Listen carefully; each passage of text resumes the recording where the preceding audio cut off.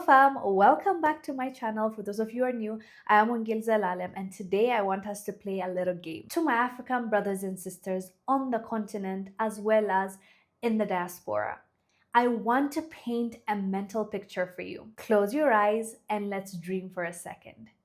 The year is 20 something. There is incredible unity in Africa. We all live in peace and harmony with each other. Africa is home to us all.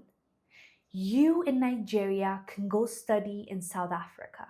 You in Algeria can go to Burkina Faso and marry a beautiful Burkinabe princess. You in Ghana can go and sell gold in Uganda. You in Uganda can buy refined petroleum from Angola. Traders in Zanzibar can sell spice in Senegal.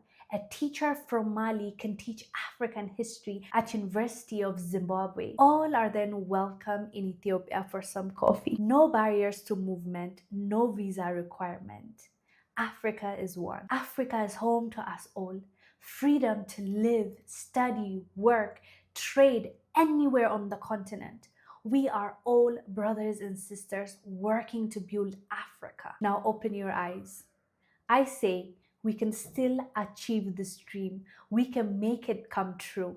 How do I know? Because we were on our way there many years ago. I know because others are doing it as well. Look at the European Union. People, goods, services, money can move freely through most of the EU. What's our reality today? Aliko Dangote last year said during the Africa CEO Forum, quote, as an investor, as someone who wants to make Africa great, I have to apply for 35 different visas on my passport. For Aliko Dangote, the richest African man in the world and the richest black man in the world, period, it's very hard for him to move around in the continent of Africa.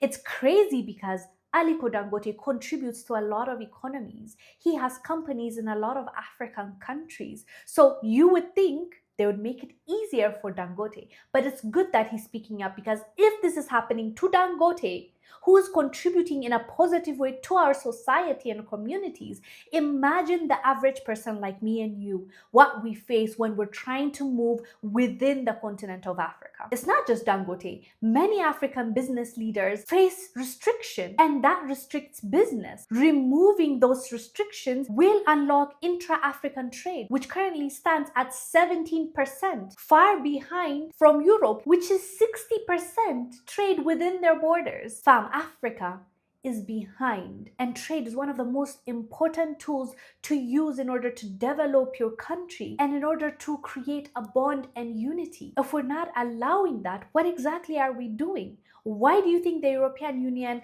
is allowing that to happen? Because they see the benefit, because it is bringing all the countries involved wealth, and it is driving their economy up. As of now, only 5 African countries allow visa-free entry to their countries: Benin, the Gambia, Rwanda, Seychelles, and Ghana. These are the only countries that offer visa-free entry to their countries for other African countries. Mind you, there are 55 countries within the continent of Africa. Even with the African Continental Free Trade Area pushing for a free movement protocol, only 4 countries have approved and ratified. These countries are Mali, Niger, Rwanda, and Sao Tome and Principe. 15 countries required for this to take effect. But unfortunately, the governments of other African countries have not agreed to this. If you're asking why is free movement within Africa so important, here are some of the great examples that I can give you. It will drive intra-African trade, which will bring more money to the people. It will transfer knowledge and capacity building. Everyone has different things to offer. One country might be good at something, but the other will be good at something else. So they can share that. They can exchange that information and grow together. Also, improved market access for African products and services. As of now, as an entrepreneur, you can be based in one country trying to sell to the other. It will be extremely hard for you to get into that market because of all the barriers that are there. But if we open up, we can be tapping into more than 1 billion people because the continent of Africa has 1.3 billion population. Like, it is a huge market. Of course, not everyone will have purchasing power and not everyone will be part of that. But at the end of the day, even if in 2025 the person is a young adult, in a few years he will be able to buy your product. So if we were able to trade with one another, that kid growing up knows, Senegal sells this spice and I can get gold from Ghana. They'll grow up knowing these products and brands, and they will start consuming them when they are of age and when they can afford it. So why the hesitation?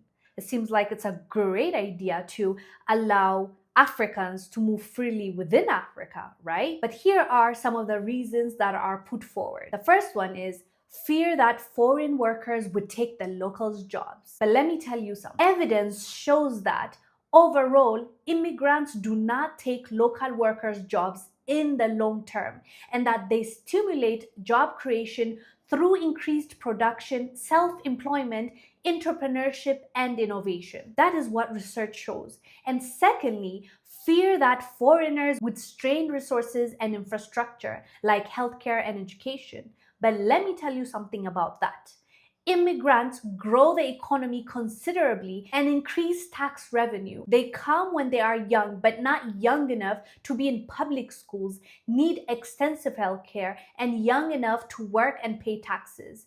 This is an immediate benefit that these immigrants will bring to that country. And the third one is fear of missing out on visa fees and related impact on national budgets. Research shows economy benefits will correct deficits. With that being said, fam, we've tried division and separation for years. Let's try something else. Let's try unity.